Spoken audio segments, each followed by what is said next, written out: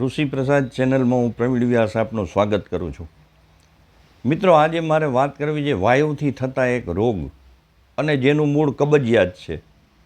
એવા જેને સાયટિકા પણ કહે છે, જેને ગૃધસી પણ કહે છે અને જેને રાંજણ પણ કહે છે. મિત્રો, આ ખૂબ પીડાદાયક વાયુનું દર્દ છે. એનું મૂળ કબજિયાત છે અને એના માટે એક સરળ નુસ્ખો એ છે જે આયુર્વેદ બતાવે છે. સવારે નળના કોઠે 1 ચમચી એરંડિયાની સાથે 1 ચમચી ગૌમૂત્ર મિક્સ કરી પી લ્યો. જેવું દર્દ એટલા દિવસ આ પ્રયોગ ચાલુ રાખજો. પ્રયોગ ચાલુ રાખો ત્યાં સુધી મિત્ર મગ સિવાય કોઈ જાતનું કઠોળ લેવાનું નથી. દૂધ, દહીં અને મીઠાઈ એ રોગ સંપૂર્ણપણે ન મટે ત્યાં સુધી લેવાના નથી.